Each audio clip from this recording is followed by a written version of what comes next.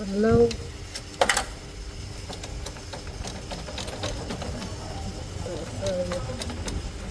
Ra rồi đó.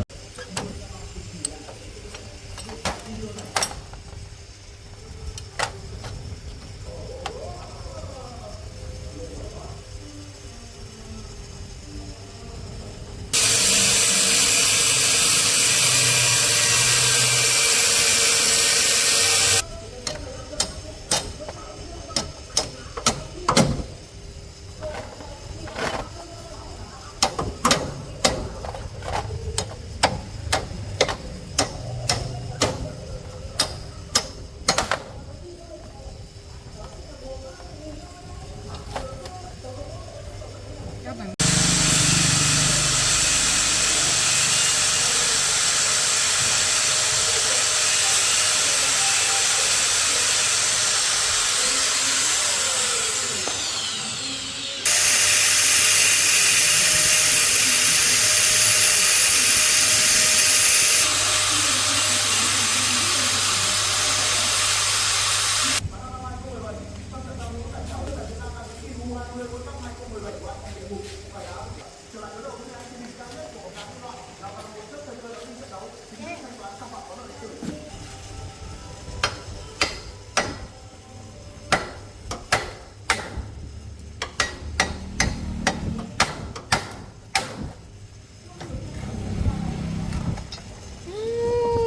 oh my god.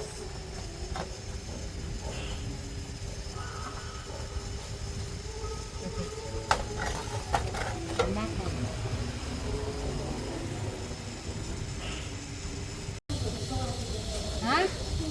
Nó phờ em mua phờ.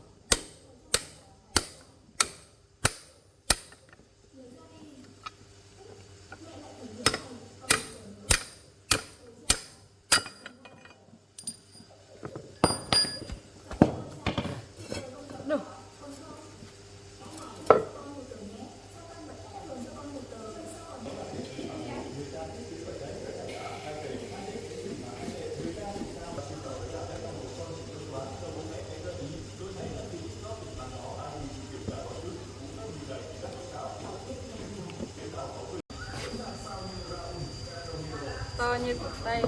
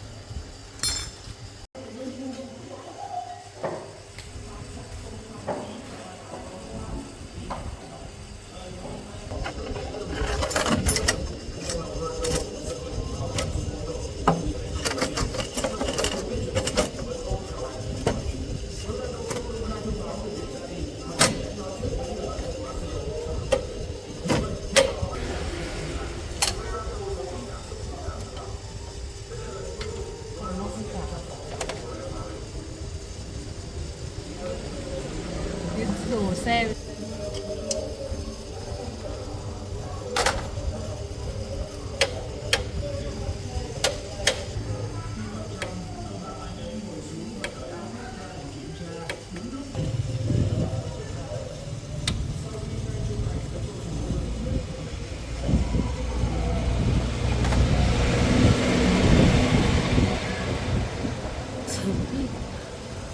Này xong.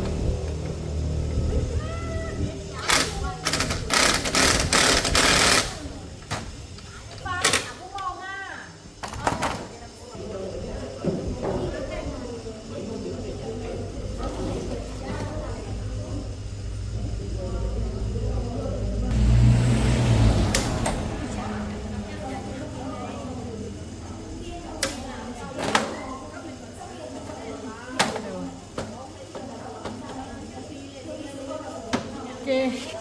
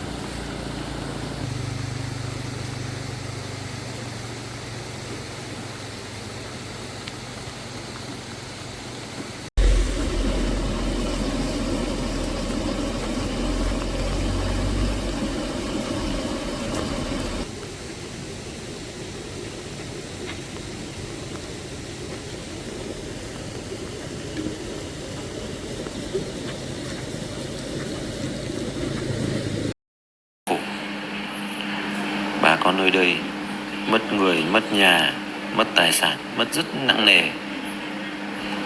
Đây, chiếc xe Nova.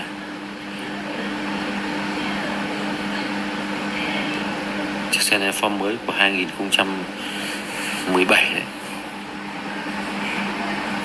Này giờ đang đi kéo về, hỏng hết rồi, không còn gì.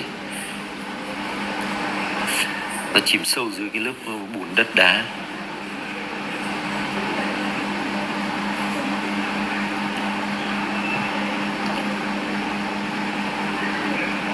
Các bác mà ai là được chứng kiến cái cảnh ở chỗ Nậm Sáng thì các bác thấy cực kỳ xót xa. Đấy, chiếc xe không còn gì luôn, tan nát, không một từ nào diễn tả nổi cái sự mất mát đau thương của bà con xã Mường Than nói chung, và đặc biệt là khu vực ở chỗ bản Nậm Sáng nói riêng.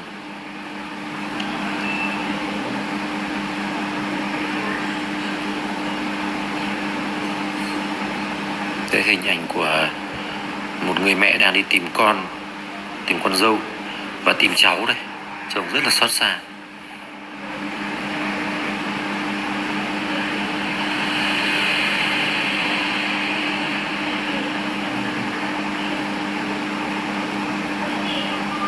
Để chiếc xe đang được kéo về, nát hết rồi, lũ cuốn trôi đấy.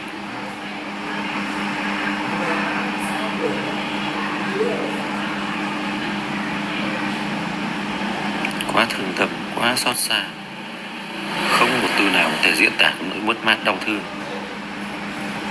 của đồng bào bà con ở vùng lũ, khu vực Nậm Sáng.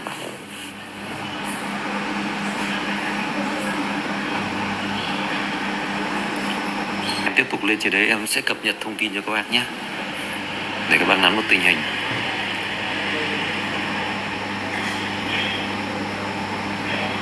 Để chiếc xe nát không còn gì luôn.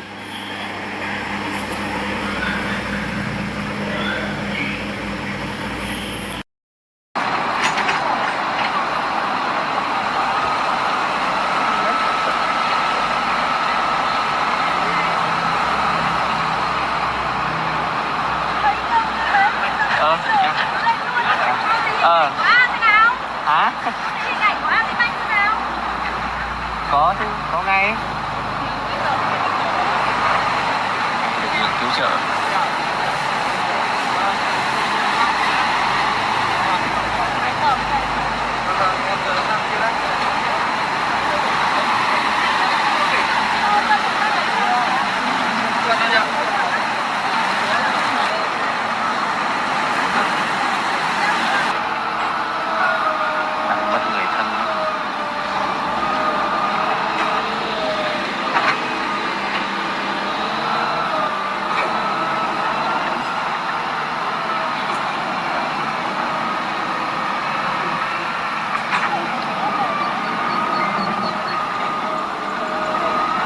Mát quá lớn rồi ạ. Đây cây cối, cây to đâm thủng nhà luôn. Thì hiện tại tôi đang đứng đây là cũng là một cái móng nhà nữa đây, nào nó trôi hết rồi. Cái khoảng tôi đang đứng đây là cũng là một căn nhà bị trôi hết này. Không một từ nào diễn tả nổi cái cảnh tan hoang này, như ngày tận thế. Đây là mặt đường quốc lộ 32. Mặt đường quốc lộ 32 giờ sâu khoảng tầm 3-4 mét. Đây móng nhà trơ trọi hết, không còn một từ nào để diễn tả. Còn ngôi nhà đằng kia là vừa mới xây ra dở dang này. Cây trống vẫn còn nguyên, trơ hết móng. Cái này phải sâu đến 4-5 mét. Đây mặt đường 32 đấy. Đấy còn nhà bên kia kìa. Mặt đường bên kia không còn một cái gì luôn.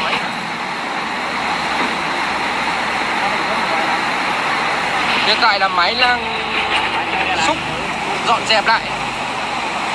Còn cái đoạn trống vắng này là trước là toàn là nhà. Toàn là nhà hết.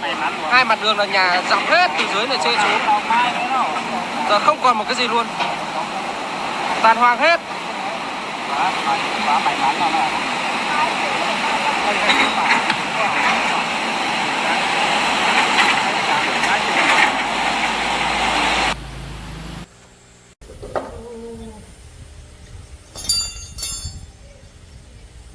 Quạt phải đến đây.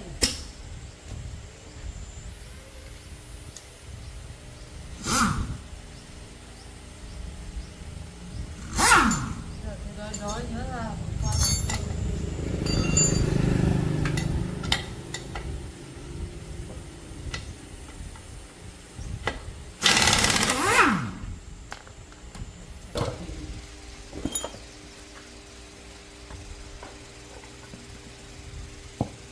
Nghỉ.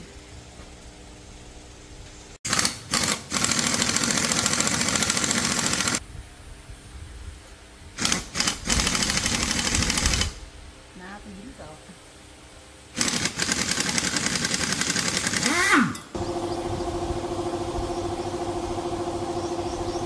Chọc vô.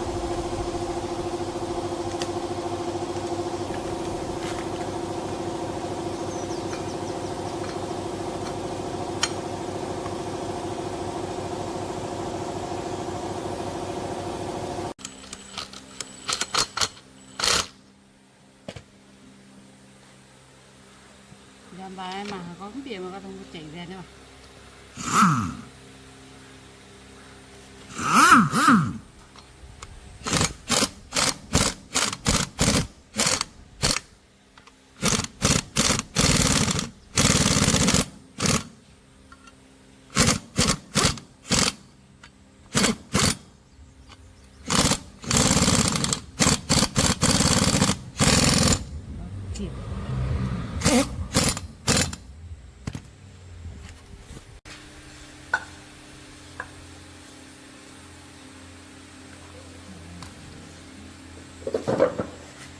Chọc bên kia. Con đã tuyệt rồi.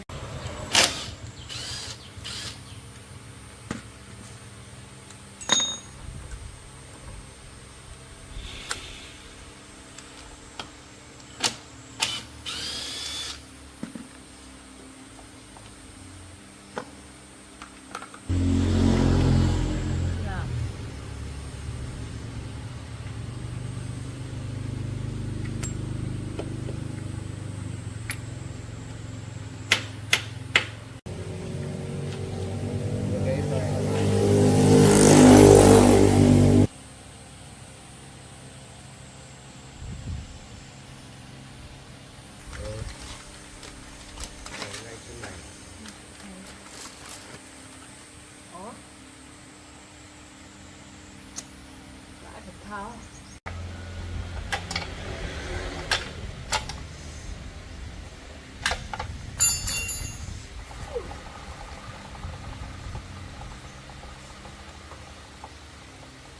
Thải mình thích tám tám à.